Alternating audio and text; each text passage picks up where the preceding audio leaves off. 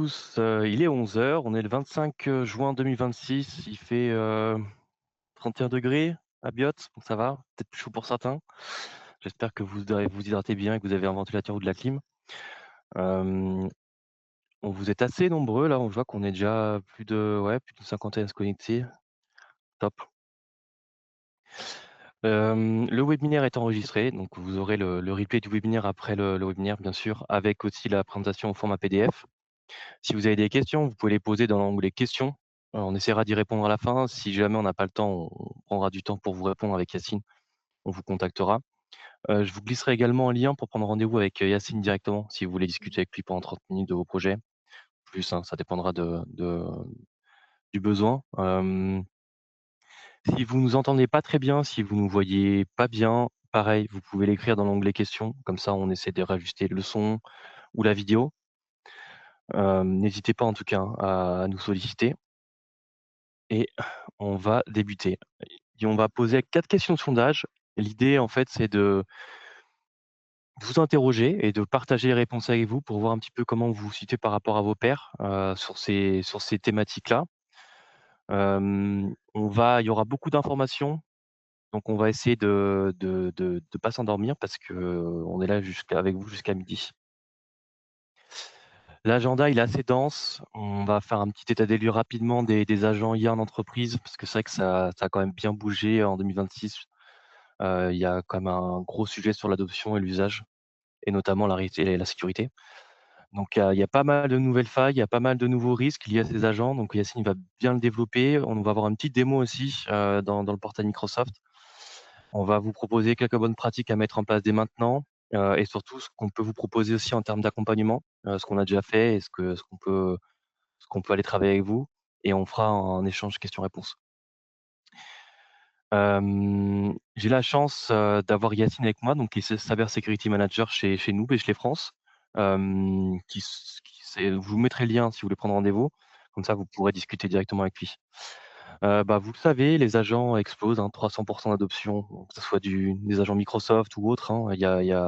Tout le monde utilise des agents aujourd'hui, hem, que ce soit en manière chat ou directement intégrés dans des applicatifs. C'est des surfaces forcément qu'augmentent et des risques, qui étaient jusque-là, inconnus, qui se dévoilent. Voilà, dans les 60 prochaines minutes, on va essayer de comprendre ces risques. On va voir comment Microsoft, il peut sécuriser ses agents, notamment que vous avez déjà mis en place ou pas. Et l'idée, c'est que vous repartiez avec un plan d'action qui est concret et qu'on puisse, avancer avec vous.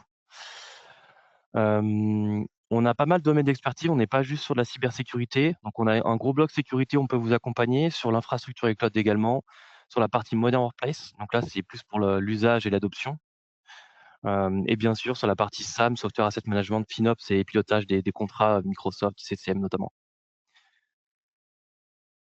Si vous connaissez pas, je vous rajoute la slide sur Bechley, vous la lirez tranquillement chez vous, donc c'est un gros groupe avec plus de 7 000 collaborateurs. On est partout en Europe et bien implanté en France avec nos sociétés sœurs Inmac, Apixit notamment spécialisé sécu, Orsena et Nemes. Et on va commencer par une première question, pour introduire ce sujet et parler de la dérive des agents IA en entreprise. Vous allez avoir un petit sondage qui va apparaître à l'écran et je vais vous partager les résultats une fois que tout le monde aura répondu, au moins une bonne partie. Alors, c'est parti. Avez-vous déjà déployé des agents AI Microsoft dans votre organisation? Est-ce que oui, c'est en prod? Est-ce que c'est en phase pilote? Est-ce que c'est en cours d'éval? Est-ce que non, pas encore? Vous répondez vite. On est déjà à 30 40 de votants, 60.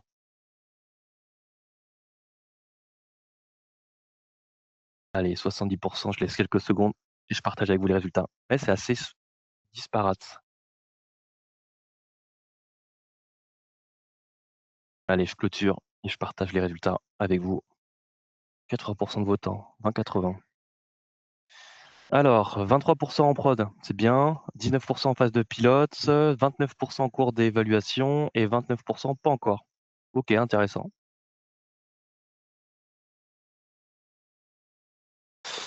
Allez Yacine, je vais te donner la main, comme ça tu vas pouvoir rentrer directement dans le cœur du sujet. Hop, tu es présentateur, c'est parti.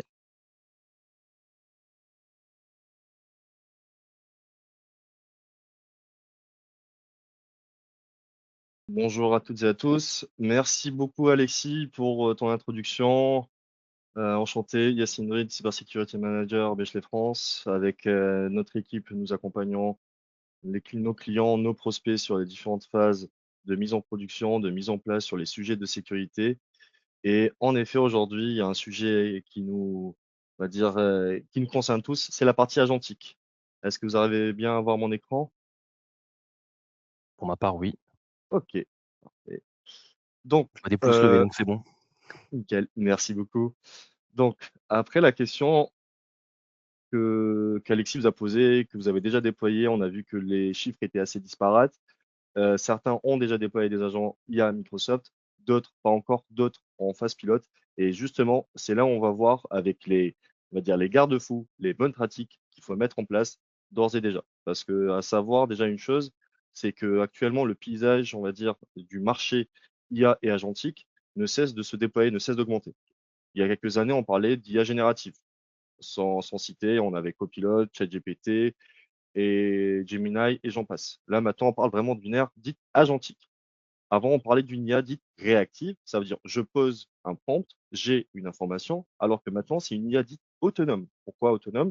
Parce que avec l'ensemble des informations collectées, je pourrais effectuer des tâches automatisées, mais toujours en ayant bien conscience que c'est moi, on va dire, le pilote. Entre autres, actuellement, nous sommes dans l'ère, on va dire, de l'autonomie, et notamment la partie de raisonnement qui permet de planifier et d'exécuter des tâches complexes en toute autonomie. Par contre, encore une fois, vous êtes le pilote. On parle bien de gouvernance dans ce cas-là. D'autre part, on voit qu'il y a des investissements qui ont assez explosé. Pourquoi je dis ça? Parce qu'il y a plus de 33% en investissement. Le marché mondial, in fine, est passé de 1500 milliards de dollars en 2025. Actuellement, on est à plus de 2 milliards attendus en 2026.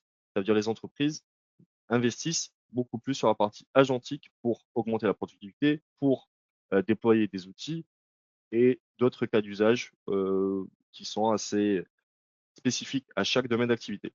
En revanche, avant, on parlait de la partie applicative native, de l'open source, du propriétaire. Actuellement, l'agent il remplace la partie applicative. En soi, c'est aussi, ça devient en fait un point d'entrée qui est unique aux collaborateurs vers les outils métiers. Exemple notamment sur la partie dashboard, la partie présentation globale, la partie exemple pour les commerciaux, de me faire un récapitulatif de la semaine, envoyer des mails aux clients qui n'ont pas répondu et ainsi de suite.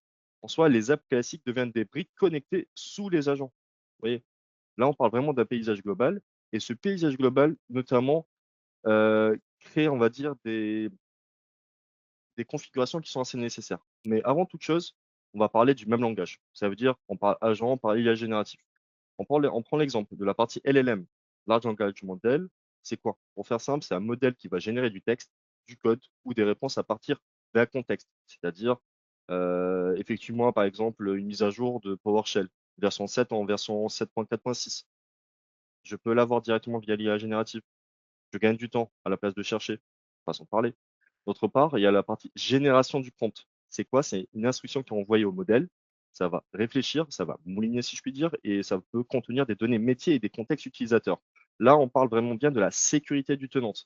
Pour rappel, si, admettons, avec Copilot, je n'avais pas le droit d'ouvrir des OneDrive ou des SharePoint, Copilot ne pourra pas le faire. C'est pour ça qu'on parle de gouvernance. Cette partie, elle est traitée par nos équipes Modern Workplace au sein de Bechley. D'autre part, on parle vraiment du sujet qui est génération d'agents IA. L'agent IA, on va dire, c'est comme votre copilote plus plus. Par contre, ce système-là, il va raisonner. Il va faire appel à des outils en interne, qui va accéder à des données et surtout déclencher des actions. Pourquoi? Parce qu'il y a un historique bien défini au préalable. D'autre part, on va aller un peu plus loin parce qu'on souhaite notamment créer ses propres agents sur l'environnement Microsoft. On va utiliser la partie RAG pour Retrieval Augmented Generation. C'est quoi?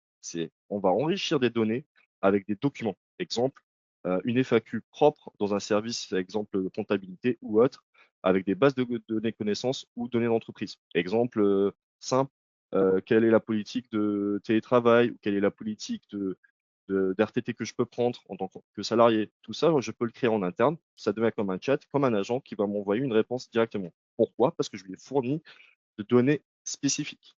D'autre part, on va aussi parler du contexte et du contrôle. Là, on rentre vraiment dans la partie sécurité, parce qu'on peut déployer, mais il faut sécuriser. Là, on parle du grounding. c'est quoi? C'est un ancrage des réponses qui est spécifique sur les données d'entreprise pour fiabiliser le contenu. C'est-à-dire, j'évite les faux positifs, si je peux parler en termes de sécurité ou des alertes. Mais ce qui est très intéressant, c'est aussi le contexte et le contrôle. Là, on va parler de guardrail. C'est quoi? C'est des garde-fous. C'est quoi le contenu? Comment il va le bloquer? Comment il va le contrôler? Comment il va journaliser le contenu et surtout l'usage de l'IA? Exemple, je demande à un chatbot de m'envoyer une information dite sensible. Exemple, j'utilise un agent et je vais envoyer un client un IBAN. C'est une information sensible. Par contre, il faut qu'il y ait une gouvernance, une charte informatique et surtout une charte IA qui doit être mise en place dans chaque structure, qui est différente, bien évidemment. Donc, ce qu'il faut retenir dans ce point, c'est quoi? C'est que la sécurité, elle relie trois mondes. La data, les données, l'identité et surtout les applications. Parce que tout est gouverné, tout est contrôlé via la partie agentique. Mais avant toute chose, il faut savoir quoi mettre, quand mettre et pourquoi le mettre et surtout avec quel contrôle le mettre. Pour aller plus loin, on va vous annoncer, ou vous l'avez déjà entendu par l'ensemble de vos pairs, c'est qu'il y a la suite Microsoft 365 E7 qui s'appelle la suite Frontière. En soi, c'est un bundle, c'est assez simple. C'est la brique M365 E5 qui est vraiment liée à la sécurité, notamment tout ce qui est attaque externe et attaque interne. Pour faire simple, Defender et PureView.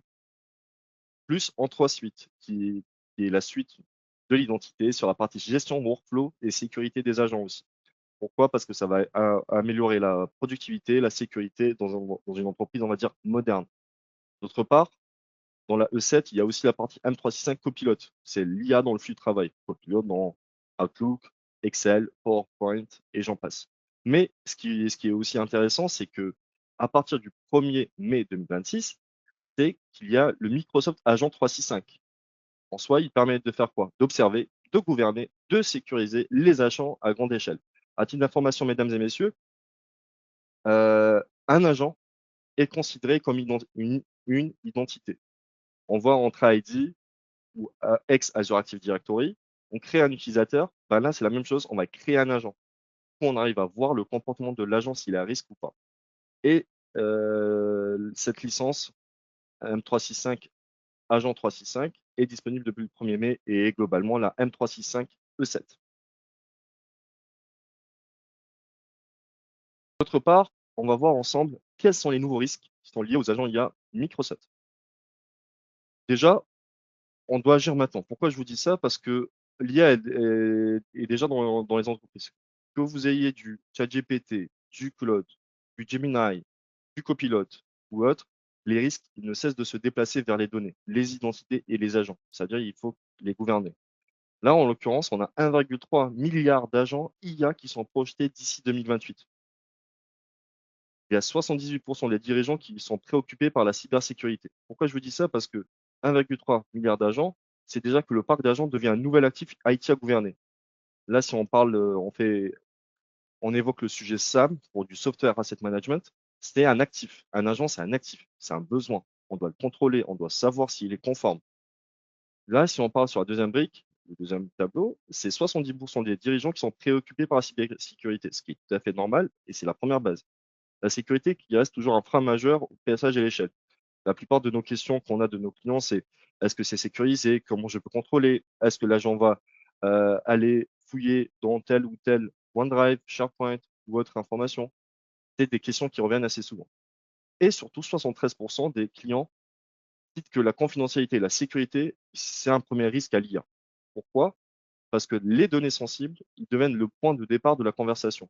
Concrètement, est-ce que je demande à l'agent IA de me fournir, exemple, la formule secrète pour un produit de laboratoire pharmaceutique, et ainsi de suite? C'est une donnée sensible. Pour savoir déjà une chose, c'est que l'IA, certes, ça crée de la valeur, mais ça élargit largement la surface d'exposition. Les prompts, les données, les connecteurs, les actions autonomes et les modèles et surtout les workloads sur Azure.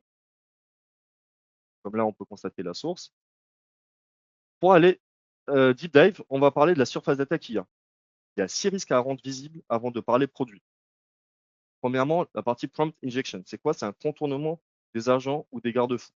Je demande un prompt à un agent qui me le fasse, mais si j'ai pas mis des règles, ça peut créer, on va dire, Une direction de prompt, ça veut dire il va contourner pour pouvoir attaquer une SI et inspecter une donnée dite sensible. D'autre part, ce qui est le plus important aussi, c'est la partie fuite de données, c'est-à-dire des prompts, des réponses, des documents et des connecteurs. Si on n'a pas mis en place une règle de sécurité dès le départ, les agents peuvent inspecter ces données-là. Et surtout la partie surpartage, notamment sur les droits M365 qui sont trop larges ou des sites sensibles exposés. C'est-à-dire des sites, exemple, sites SharePoint RH. Est-ce que je peux voir, exemple, des fiches de paye ou autre, demander à un agent? Ça veut dire toute cette partie-là, il faut notamment mettre en place on va dire une barrière pour empêcher les agents de pouvoir investiguer. Vous voyez, c'est de la sécurité liée à l'identité des agents. D'autre part, la plupart du temps, certes, on va déployer, on va dire, allez, on va apprendre sur le tas, mais non.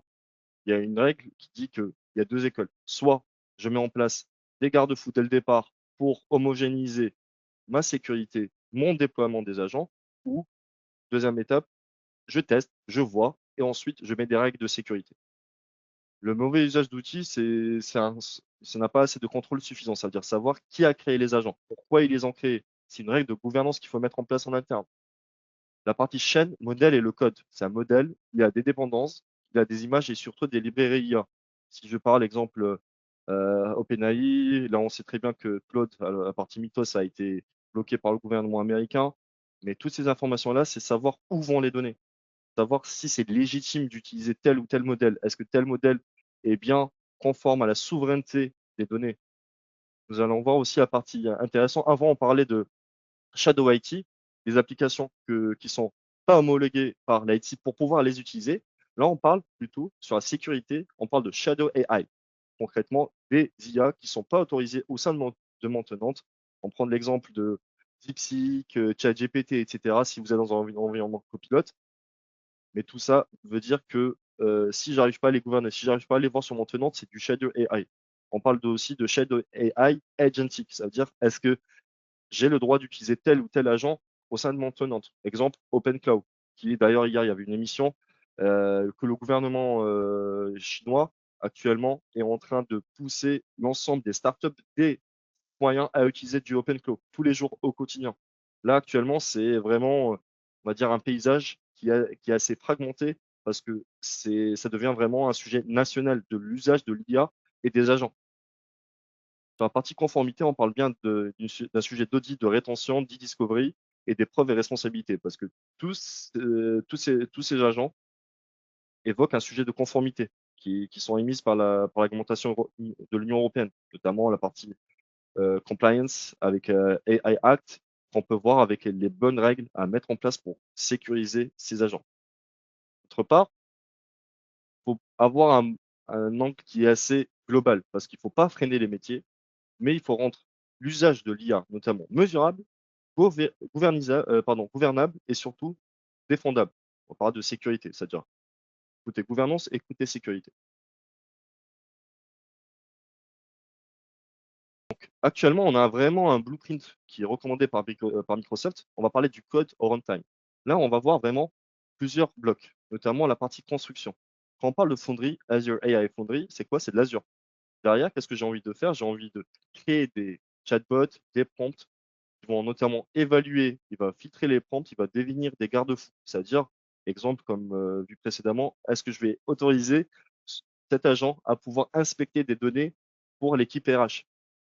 Vous voyez, je mets des garde-fous dès le départ. Mais par contre, ce chat, il est construit sur Azure, via Azure AI. Foundry. D'autre part, je vais pouvoir l'observer. Il y a une partie observabilité qui existe dans l'agent 365.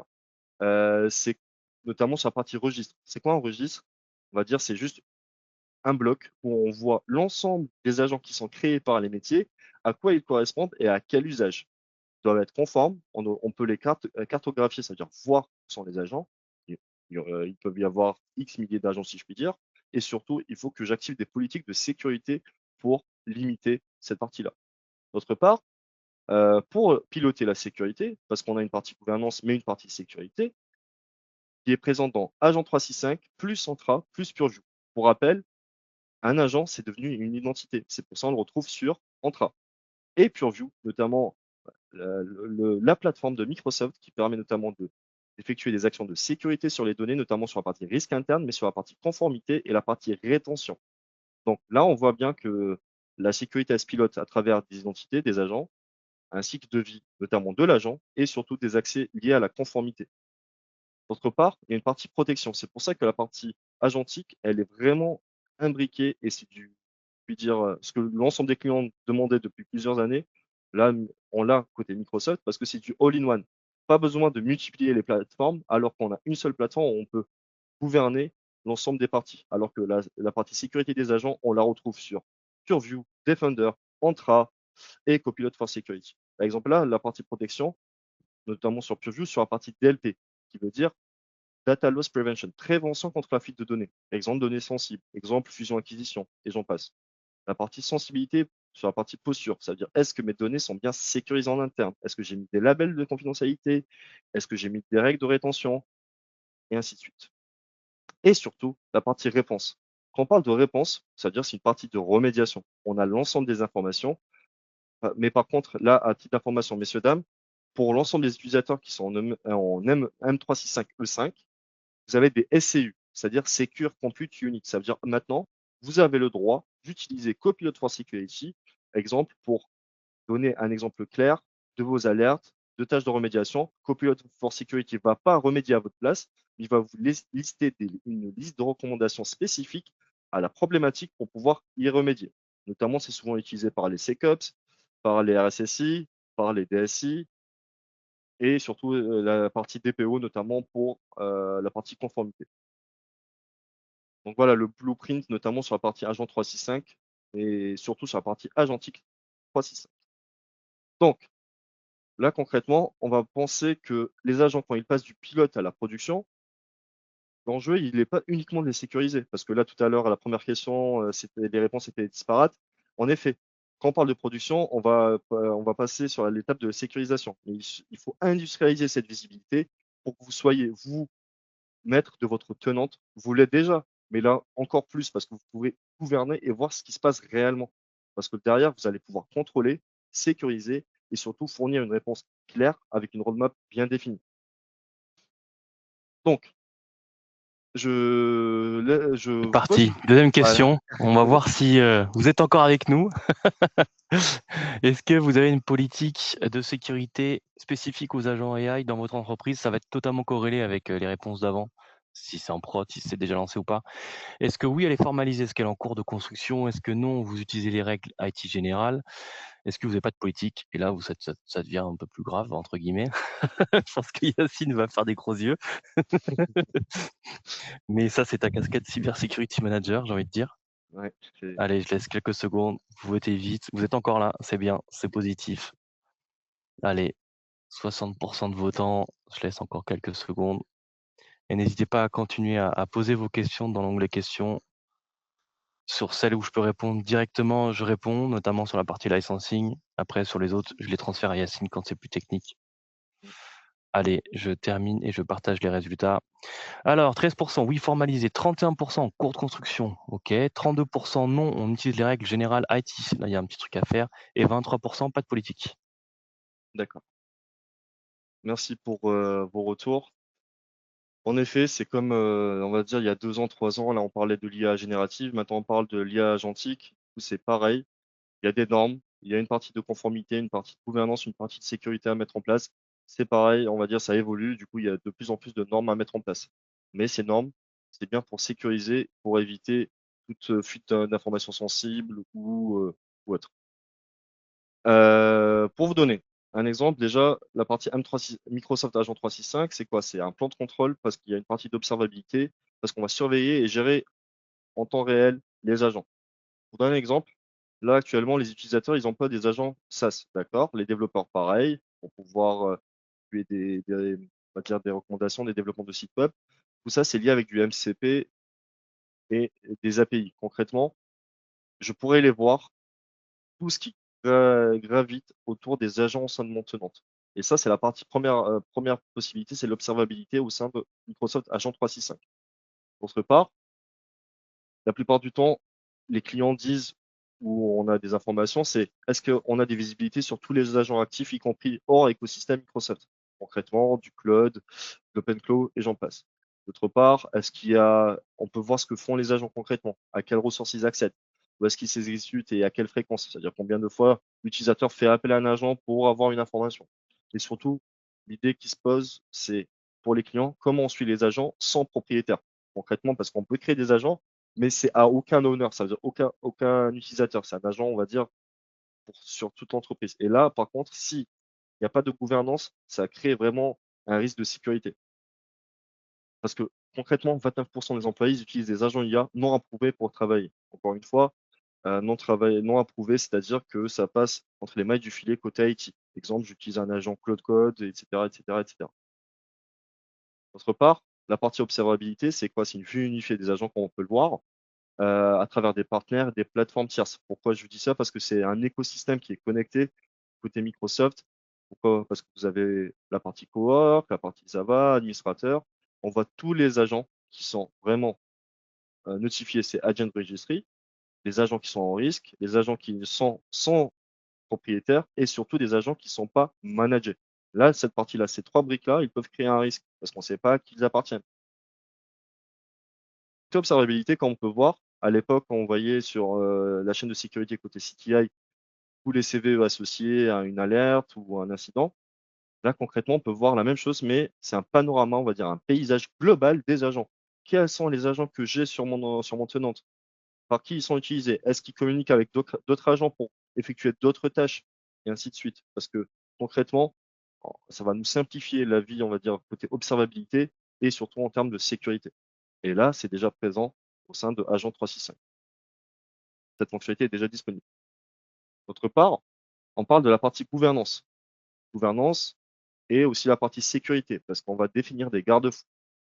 Concrètement, on va dire le défi actuel, c'est quoi? Quels agents ils sont gérés et comment passer à l'échelle? Comme tout à l'heure, vous avez dit, OK, c'est en pilote, qu'est-ce que je peux faire? Où est-ce que je peux aller? Et ben, c'est là, à ce moment-là, que vous pouvez effectuer un test avec Agent 365 pour mettre des garde-fous, pour éviter que cet agent n'aille inspecter des données ailleurs. Concrètement, c'est des signaux IA. Il y a la partie MCP et la partie API, bien évidemment.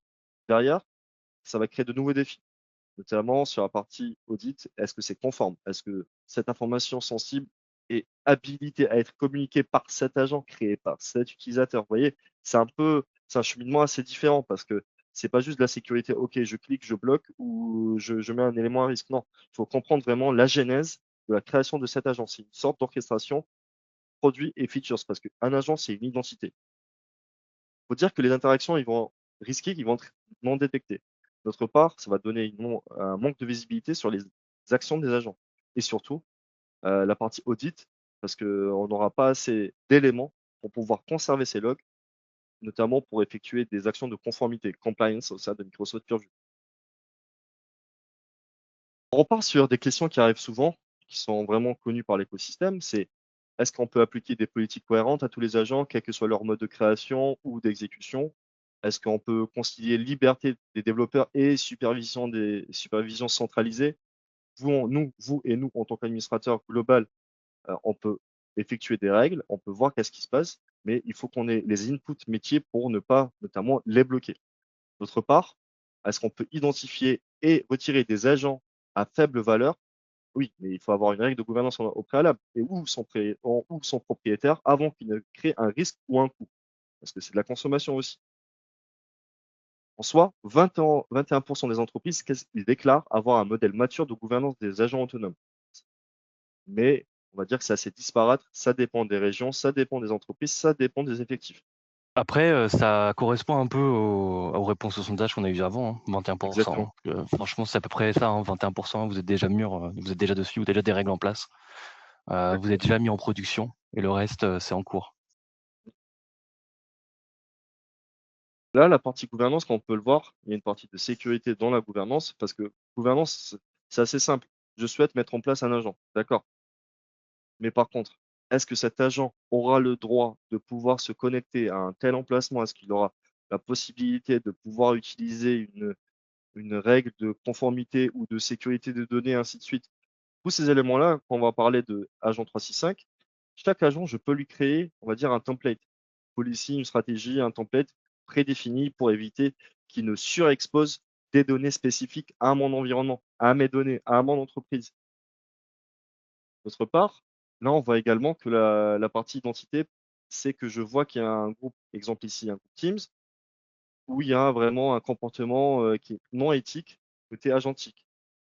Là, je vois vraiment un mail qui a été transféré par telle ou telle personne et il y a du coup un risque interne lié à l'activité de l'utilisateur, c'est-à-dire que cette donnée est sensible, qu'elle ne doit pas fuiter. D'autre part, on va parler de la partie sécurité. Comment les sécuriser? On a vu une partie de gouvernance, c'est-à-dire qu'est-ce que je souhaite mettre en place d'un point de vue global, comment je vais pousser les agents. Mais dans la gouvernance, il y a la sécurité, comment je vais mettre en place les règles de la sécurité et derrière, comment je peux voir les effets post-production, en production, pardon.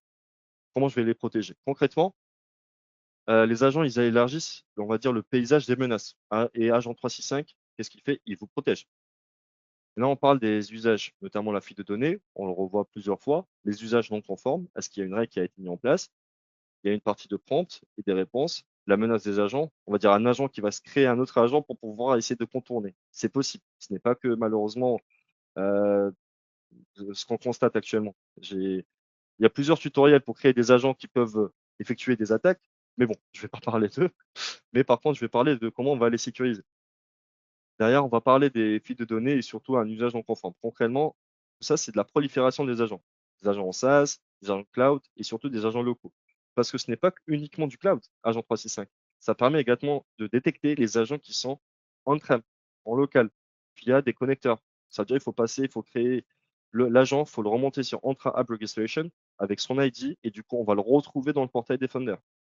Concrètement, on va voir les agents, comment ils ont une menace. Encore, on revient sur la partie fuite de données, des accès et surtout des permissions qui sont assez intrusifs. Et surtout, on va voir un mauvais usage de l'outil. Tout ça, c'est corrélé avec des MCP, des API et la partie data, données. Là, la question qui revient de plus en plus, c'est est-ce qu'on peut en effet protéger les agents de bout en bout? Qu'est-ce qu'on a? Déjà, il faut savoir quelle politique d'accès. Là, on parle de gouvernance sur la sécurité. Est-ce qu'ils bloquent ou ils restreignent les identités d'agents à haut risque? Là, on parle de Risky Usage Agent lié à la partie comportementale. Quel garde-fou on va empêcher et mettre en place pour que les agents ne partagent pas des données sensibles? Là, on va utiliser Azure AI Foundry ou Purview, ça dépend de l'usage. Et surtout, la plupart du temps, ce qui est demandé, c'est est-ce que vous avez des mécanismes pour détecter et répondre aux nouvelles menaces? Pourquoi je dis ça? Plus on innove, plus il y a des failles de sécurité, plus il y a des solutions de sécurité qui sont mises à disposition pour protéger. Donc 73% des structures, qu'est-ce qu'ils font? Ils déclarent que la confidentialité et la sécurité des données sont le principal risque qu'il y a. On l'a vu, et depuis 3 ans, euh, il y a de plus en plus de missions qui sont liées à la sécurité des données, sécurité de l'IA, au sein de Bechley et aussi dans l'écosystème. Là, concrètement, si je vois vraiment, là, on parlait avant de la politique du zéro trust. Concrètement, de faire confiance à personne et se préparer à se faire attaquer. C'est la même chose. Par contre, là, on va mettre un accent sur l'IA, sur la partie agentique. Parce que ces ressources-là, elles doivent être protégées. Concrètement, la partie protection, comme on peut voir, c'est un agent qui, a- qui interagit avec des ressources non habilitées, non homologuées. Est-ce qu'il va se connecter avec un utilisateur qui est à risque? Ça veut dire, exemple, je suis actuellement en Australie, je ne peux pas faire 2 heures pour arriver sur Paris et j'utilise un agent depuis l'Australie. J'arrive à détecter que c'est un usage non conforme. On appelle ça souvent le voyage impossible, mais là, c'est lié à la partie agentique. Et surtout, je vais essayer de bloquer tout ce qui est lié à mon environnement. Est-ce que c'est lié à la partie IaaS, PaaS, Data Center, via les solutions Azure, pardon, AWS, GCP et on-premise, notamment aussi sur la partie agentique, Cloud, Perplexity, ChatGPT, Copilot et d'autres agents locaux. Et toute cette partie-là, parce que la partie Zero Trust, elle s'élargit vu qu'il y a la partie agentique qui intervient. Juste pour vous donner vraiment un paysage assez global, avant, on parlait du Zero Trust. Maintenant, on va rajouter le Zero Trust Policy Enforcement avec du Secure Web plus du AI Gateway pour sécuriser davantage. C'est disponible, on peut le voir. En revanche, là, en l'occurrence, quand on peut le voir sur la partie agentique, on peut voir le niveau de criticité qui est assez critique. Il y a un score qui est assez nouveau. C'est pas disponible, mais en préversion. On voit quel est le score où je dois effectuer des actions.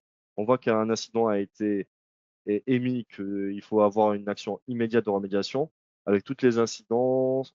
Comment on va gérer cet incident? C'est-à-dire, on va le donner au SOC, puis on va travailler sur un playbook qui est un ensemble d'automatisation d'incidents que j'ai eu auparavant pour pouvoir y remédier rapidement. C'est un exemple, mais ça dépend du cas et surtout ce que vous avez sur votre compte. D'autre part, on va dire qu'il y a des opportunités de vous accompagner via Microsoft 365, Agent 365, pardon. Notamment sur la partie registre plus le contrôle d'accès. Là, c'est la partie conformité, la partie qui est gérée par nous, Bechley, avec l'équipe Modern Workplace, notamment sur la partie création d'un registre de conformité des agents. C'est-à-dire, il crée, c'est quoi un agent, à qui on doit le mettre en place. La partie création des politiques de création, pardon, les politiques de création, c'est la gouvernance, c'est aussi l'équipe Modern Workplace. Nous, par contre, côté sécurité, on intervient sur la partie gestion qui est sécurisée. On impose le moindre privilège via la sécurité sur Entra et surtout, on met des accès conditionnels selon le risque et le contexte.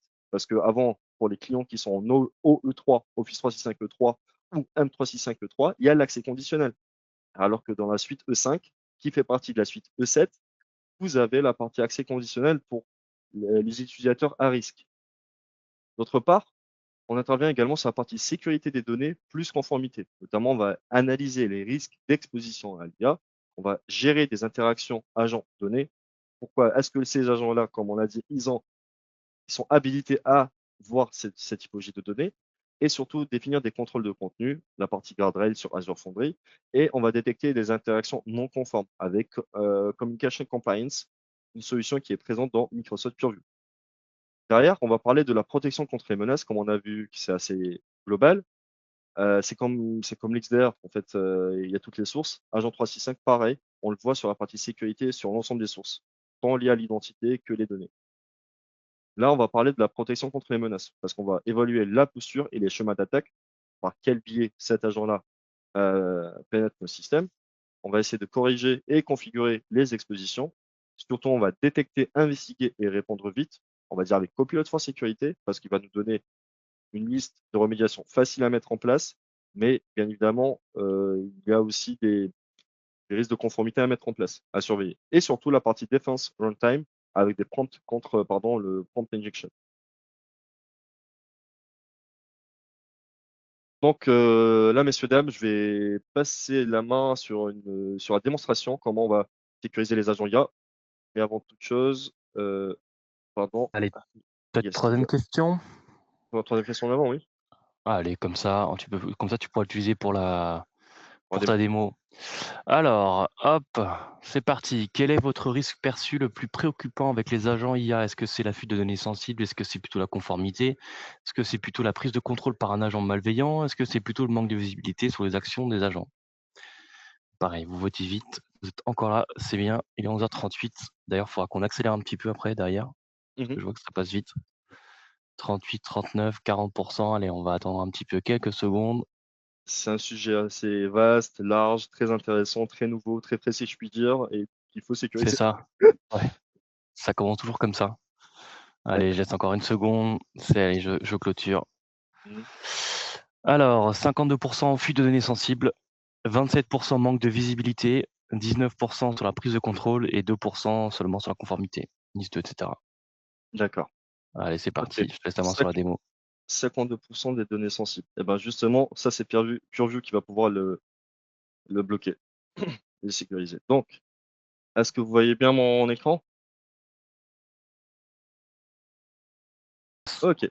Là concrètement, c'est notre environnement de test.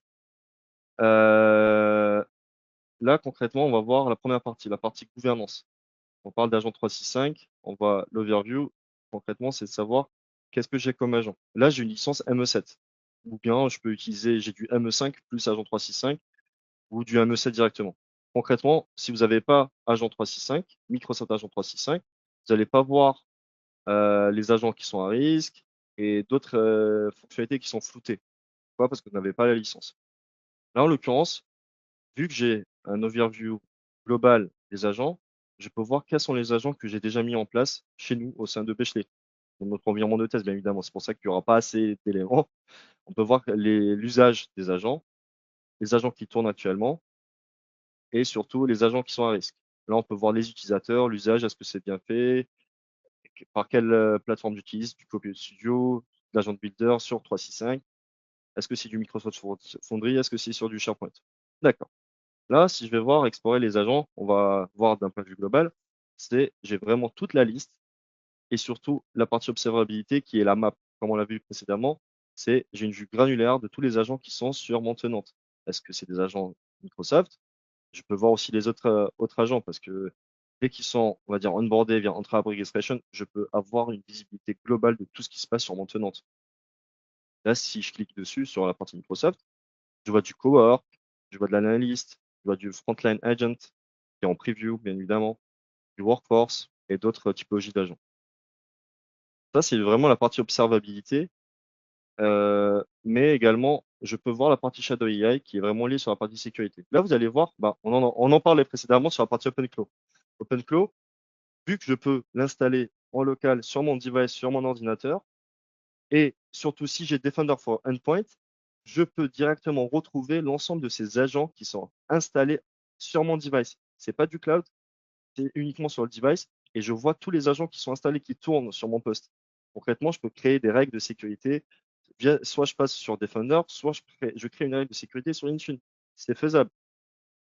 Là, par exemple, pour le moment, j'ai pas activé la détection. Si je clique dessus Start Detecting, qu'est-ce qu'ils me disent directement? Ils me disent OK, il n'y a pas de politique de sécurité. Du coup, je peux gérer soit par Intune, soit par Defender, security.microsoft.com. Parce que là, on voit bien qu'il faut appliquer une policy sur Intune pour sécuriser tous les devices qui sont gérés par l'entreprise avec la partie Shadow AI. Et les politiques vont être appliquées pour les nouveaux devices qui vont détecter la partie Shadow AI. Et c'est faisable. Là, la partie device, il faut d'abord les enrôler, bien sûr, sur le tenant pour pouvoir effectuer des actions de blocage. Là, c'est un exemple qu'on peut voir sur la partie Shadow AI. Il y a bientôt, côté Microsoft, il y a la partie Olama, c'est la partie open source, bon, pardon, partie on-premise, et PO Discovery. Ça, c'est la partie Shadow AI, uniquement sur la partie Agent 365, mais on peut le voir aussi sur Defender. La partie outillage, on peut le voir, c'est vraiment voir tout ce qui est lié à la partie agentique. Qu'est-ce que j'ai mis en place sur mon tenante? Qu'est-ce qui tourne? Qu'est-ce qui est bloqué? Qu'est-ce qui n'est pas bloqué? Cette partie-là, je vous laisserai échanger davantage avec nos équipes du Modern Workplace sur cette partie. Là, on a dit que Agent 365, il était vraiment partout. Et justement, on va aller sur la partie sécurité.microsoft.com, on va dire le portail Defender. C'est le portail Defender, mais concrètement, comme on peut le voir, c'est le all-in-one. Pourquoi? Parce qu'on voit que tous les sujets de sécurité sont vraiment liés, sont vraiment imbriqués sur ce portail-là. Pour un exemple, là tout à l'heure, on avait dit que les assets, je vois les machines, je vois les identités, je vois les applications, mais je peux voir aussi les agents IA, vu que j'ai la licence Agent 365. Je clique dessus, je vois les agents qui sont présents et les agents, on va dire, qui sont locaux. Exemple, OpenClaw. Là, je vois que l'agent, il a un ID. C'est comme l'identité. Je vois combien il y a de serveurs MCP. Est-ce il a été découvert? Là, je vois que c'est du Copilot Studio. Je clique dessus et je vois concrètement à quoi ça correspond. Là, par exemple, l'agent priorité claim, qu'est-ce qu'il fait? Il analyse automatiquement les mails entrant dans Outlook pour détecter les sinistres urgents, des plaintes, des menaces. Ça, c'est vraiment un usage côté métier.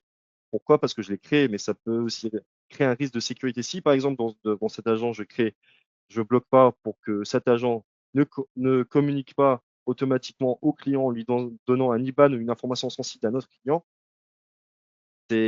ça crée un risque pour l'entreprise, notamment sur la partie notoriété et ainsi de suite. Là, je vois les outils qui sont là, notamment des actions API sur la partie Outlook, sur les mails, sur la partie envoi de mails, parce que tout le sujet, on voit que ça communique. Je peux aller chasser, je peux ouvrir la page, ou bien je peux cliquer sur View on map, pardon. C'est pareil qu'on a vu sur la partie gouvernance dans Agent 365, mais là, c'est vraiment global.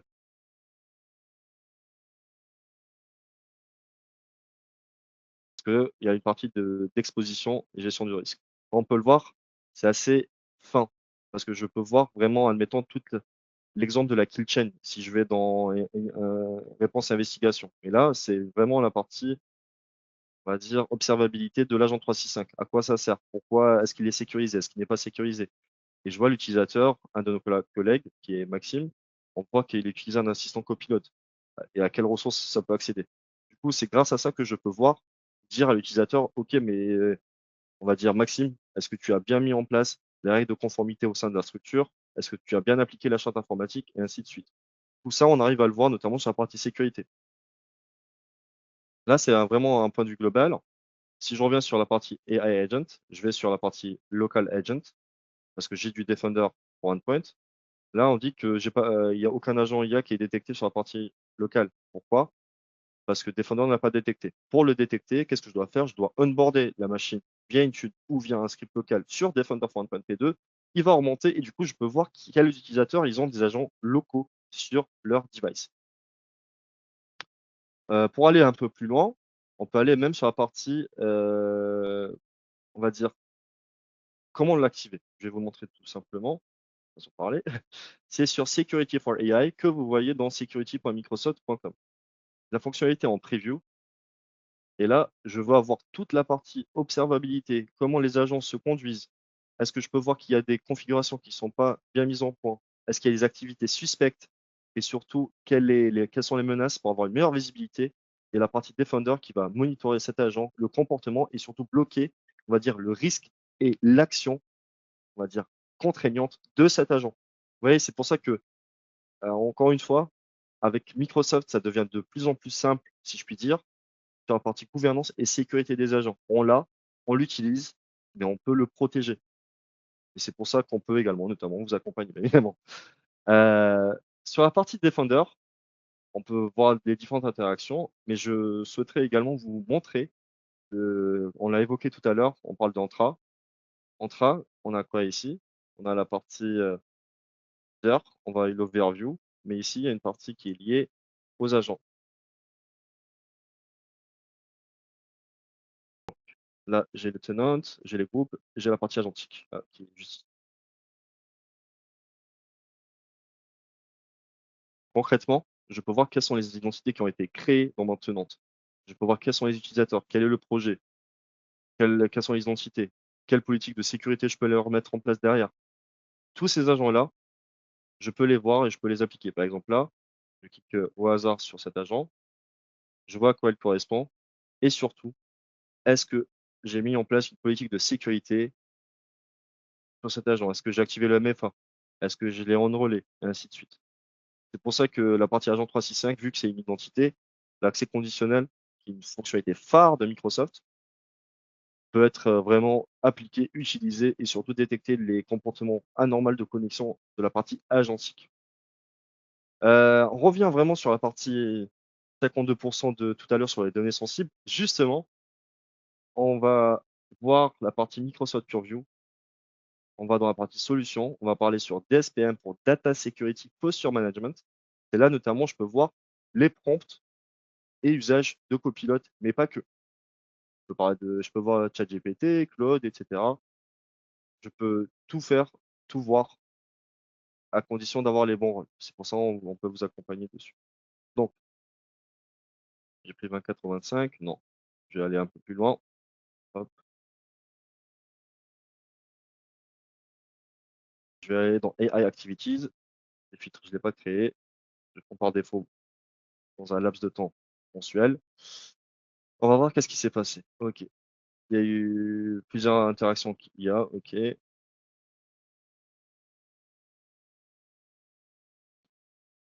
Excusez-moi.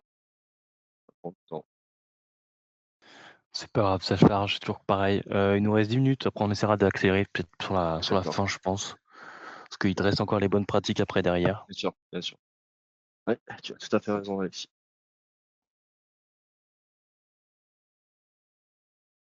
Je vous ai mis dans le chat, un lien vers l'agenda de Yacine, si vous voulez discuter avec lui, sécu.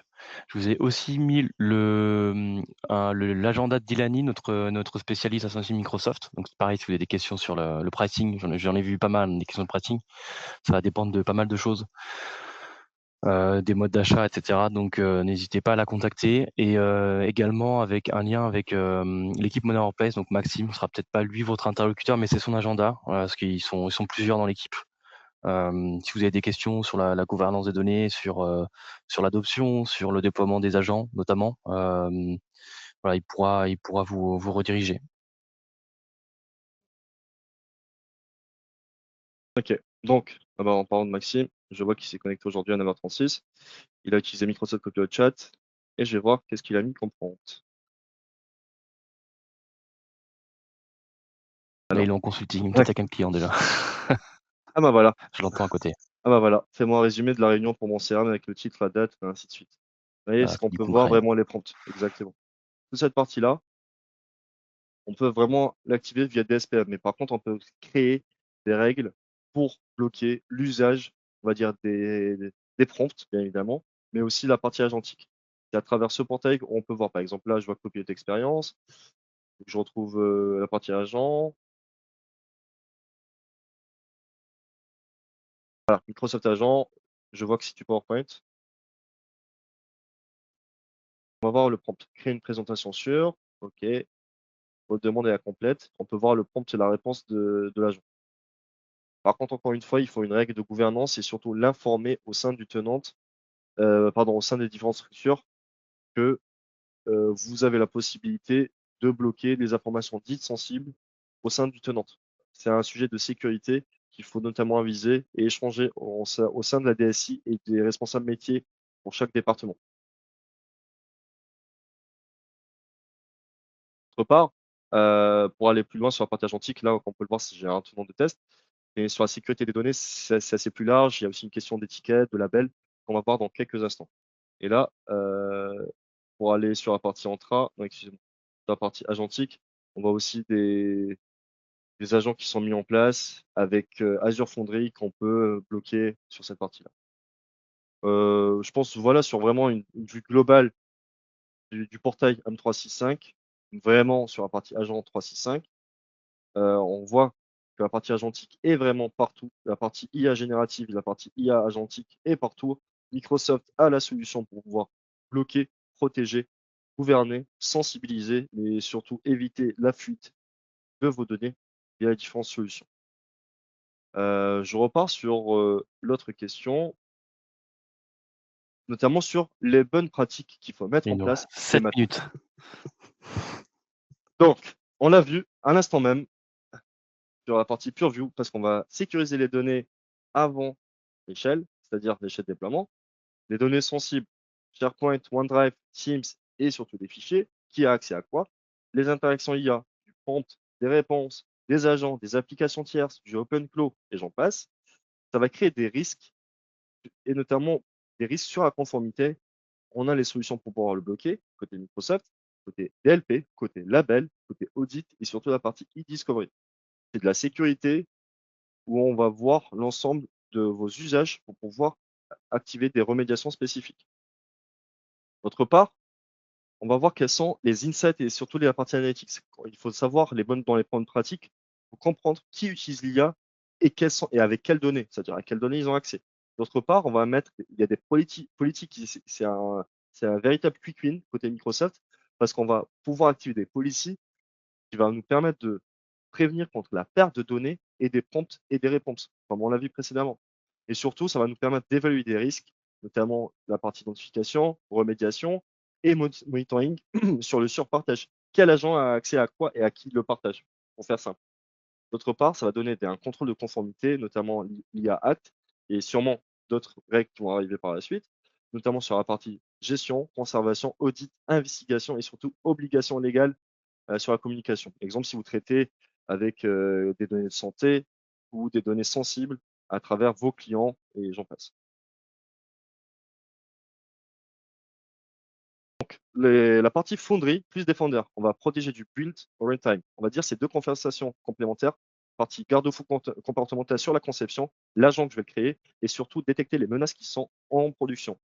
Concrètement, on va voir la conception, c'est Foundry Content Safety, mettre des règles, des garde-fous dès le départ, bloquer les attaques de prompt, on va dire, et surtout, avant de publier, on va contrôler quel est l'outil, comment les documents ils vont échanger, quel contenu mettre en place, et surtout, on va aligner les développeurs avec l'équipe sécurité dès la conception. Est-ce que je code bien? Est-ce que j'évite des failles de sécurité? et ainsi de suite. D'autre part, la partie runtime, parce qu'il y a la partie processing et runtime déploiement, on va protéger l'ensemble des environnements via Defender for Cloud. Il y a Defender AI for Defender for Cloud. C'est quoi? C'est des alertes en temps réel. C'est sur Azure, bien évidemment. C'est des alertes en temps réel sur les applications IA, la partie agent, les signaux de données, la partie jailbreak, vol identifiant, empoisonnement, poisoning, ça s'appelle. Et surtout, ce qui est vu, comme on l'avait activé dans la partie settings, dans Defender, XDR, on va contrôler les incidents. C'est grâce à ça qu'on va voir qu'est-ce qui se passe et pourquoi on a une alerte à cause de l'IA, à cause de l'agent et comment la bloquer. D'autre part, on va analyser les prompts, les réponses, notamment avec des prompts, on va dire prompts suspects avec anonymisation. Vous voyez. Donc, Foundry, il réduit le risque avant production, Defender détecte et aide à répondre quand l'IA est en production. Pareil, sur la partie identité agent, comme on l'a dit, c'est le Zero Trust AI. On enregistre avec Agent Registry, on sécurise le workflow avec du lifecycle automatisé, avec la partie package, moins de privilèges, un audit continu, accès conditionnel, et on protège avec l'accès conditionnel, la partie Secure Web plus AI Gateway avec du Entra-Suite Gouvernance et Secure Access. Et surtout la partie copilote for sécurité qui, je précise, est disponible pour les clients qui ont de la M365E5 pour des SCU.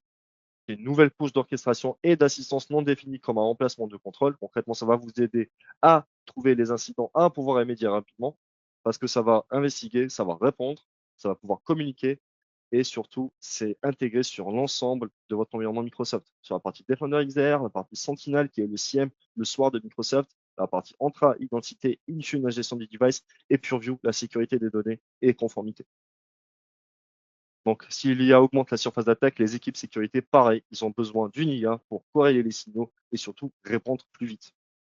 Allez, dernière petite question avant qu'on parte sur la partie questions-réponses et accompagnement. Comme ça, on fera d'une paire de coups. Je vois qu'il est déjà 11h57. Quelle est votre prochaine étape? Est-ce que vous voulez faire un audit? Est-ce que vous voulez tester ME7 ou avoir du pricing? Est-ce que vous voulez partager les replays avec votre équipe? On vous l'enverra bien sûr. Est-ce que vous devez encore réfléchir voilà, sur est-ce que vous allez ou pas sur les agents et la sécurité des agents? Alors, on laisse quelques secondes et après on part sur la partie accompagnement. Tu en as déjà bien parlé et en même temps on fera des questions-réponses. Je couperai pour faire parce que je vois qu'il y a pas mal de questions, notamment sur la partie, le fait de voir tous les prompts en fait. Est-ce que ça passé par en CSE et cetera et tout? Enfin, il y a cette partie, plus réglementaire. Allez, je ferme le sondage et je vous partage les résultats. Vous êtes 60 à avoir répondu alors qu'il est 11h58, c'est incroyable. Le replay, 4 veulent tester ME7 et 1 d'entre vous veulent déjà un audit et 32 en réflexion. Allez, je te laisse finir la partie service associé et en même temps, on prendra les questions-réponses. Avec plaisir. Donc, l'accompagnement, on va dire, des services associés. Nous, au sein de Bechley, notre force, c'est qu'on effectue des transferts de compétences. Ça veut dire notre savoir devient le vôtre. D'autre part, toutes nos offres sont personnalisées. On n'a pas de modèle industrialisé, si je puis dire, standardisé sur la partie sécurité, mais on a plusieurs offres. Mais là, sur la partie IA, on va évaluer la sécurité IA, cartographier la conformité IA, les données sensibles que vous avez sur le tenant, c'est des échanges. On va avoir l'exposition des agents IA avec des quick wins, comment mettre en place, comment bloquer, comment gouverner. D'autre part, on va une autre offre qui s'appelle Readiness Conformité Copilot et Data. Concrètement, c'est mettre en place des labels, de la DLP, des droits SharePoint Teams, de la remédiation sur du surpartage, bloquer cette fuite de données. Et surtout, la partie Agent Secure Workflow, c'est un modèle de sponsorship qui crée quoi, quel agent, pourquoi l'utiliser, à quelle fin, et surtout, comment on va activer des politiques Agent 365 et surtout la sécurité, notamment sur Defender Foundry. Comme on l'a dit, c'est de l'Azure, c'est des garde-fous sur la partie conception, onboarding avec Defender for Cloud AI, des scénarios de détection, comment bloquer cette partie-là pour éviter qu'en interne, je n'utilise des prompts malveillants qui vont compromettre ma SI. Et last but not least, c'est un SecOps augmenté avec Copilot pour sécurité. Il y a une partie, on vous forme comment l'utiliser, des running books, des playbooks, et surtout Copilot for sécurité qui va vous donner un indicateur de valeur réelle et une amélioration continue sur les incidents. Pourquoi je dis ça? Les agents, si vous l'utilisez, si vous le déployez, ça va aussi donner des alertes et des alertes de sécurité. Du coup, ça va faciliter le traitement de vos alertes et vous aurez un gain de temps assez considérable, si je puis dire. Est-ce que tu peux passer sur la toute dernière? On va passer à la conclusion, parce qu'il est déjà midi, on va prendre 5 minutes Mmh. Ouais, pour pour les répondre aux questions. questions. Yes. Alors, Il y en a pas mal. Je sais pas si tu les vois. Comment les agents fonctionnent avec des serveurs Linux, Unix? Ça, c'est la dernière. mmh, alors on passe, je sais pas, c'est la conclusion? Je sais pas si Non, non, non, on passe direct aux questions-réponses, pardon. On leur d'accord, enverra là sur les slides. d'accord. Mais je vais aller sur 4 briques. Déjà, ce qu'il faut retenir, on observe, on gouverne, on inventorie les agents, on gouverne avec des règles, des rôles, des cycles de vie, on sécurise avec la politique du Zero Trust AI et la protection de données, et surtout, on va répondre via des comportements, on va détecter les comportements anormaux et surtout, on va pouvoir les bloquer. Tout ça, c'est ce qu'il y a dans Agent 365 et c'est ce qu'on effectue aussi en sécurité. Et du coup, on va sur la partie questions, Alexis? Oui, Ouais, reste sur la dernière slide et comme ça, ceux mmh, qui veulent prendre des rendez-vous avec toi pour discuter un peu plus en avant et qui doivent avec plaisir. partir peuvent prendre rendez-vous avec Ouais, toi c'est un sujet assez large. et il y a pas mal de questions. Il y en a certaines, je pense qu'on y a répondu. Comment sécuriser les connecteurs et plugins utilisés par les agents IA, typiquement? Sécuriser les plugins et les connecteurs. OK. Là, c'est via Defender for Cloud Apps parce qu'on va voir la partie Shadow AI. Comment les sécuriser les connecteurs? Là, c'est en utilisant Defender for API. C'est possible, mais c'est de l'Azure Workload. Concrètement, si je souhaite mettre en place, il faut que je sécurise notamment les API qui sont déjà mises en place, plus vu que je vais rentrer un connecteur dans le tenant Microsoft, ces connecteurs-là, j'arrive à voir comment ils sont. C'est-à-dire, je peux émettre une base de gouvernance. C'est-à-dire, je peux voir si ce connecteur il est conforme. Est-ce qu'il a un risque qui est déjà répertorié? Et est-ce je peux mettre des actions de remédiation spécifiques? Tout ça, c'est faisable au sein de Defender. Il y a 2 étapes, Azure et Defender, on a sur cette partie pour les connecteurs. OK, je reviens sur la question de Anne-Laure sur le fait de pouvoir, voir tous les prompts des salariés. Est-ce que tu as passé en CSE? Est-ce que ça, on peut le bloquer? Le fait de pas voir tous les prompts, comment ça fonctionne? Merci Anne-Laure pour cette question. En effet, c'est un sujet qu'on réalise depuis plus de 5-6 ans sur le sujet Purview. Vous avez tout à fait raison. Il faut que ça passe par un CSE, première chose. Deuxième chose, nativement, même si vous êtes global administrateur, vous n'allez pas voir le prompt des utilisateurs.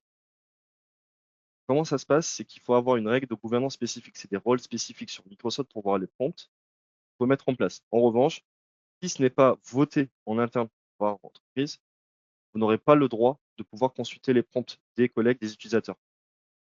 Là, c'est vraiment lié à la conformité et la sécurité de données et l'usage de la vie privée, si je puis dire, en entreprise.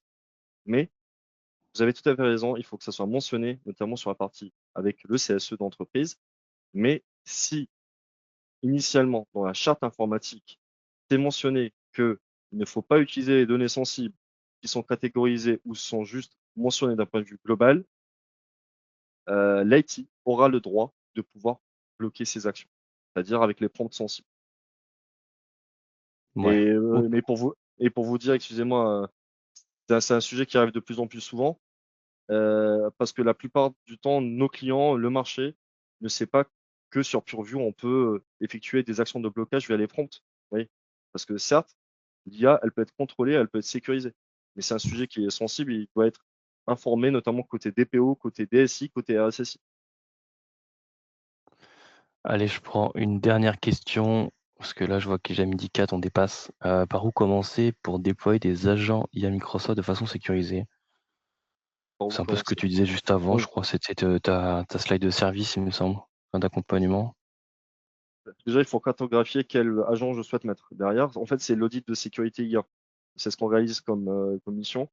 Pour vous donner un exemple simple, déjà, il faut cartographier quelle IA je veux, quelle IA je ne veux pas, pour faire simple.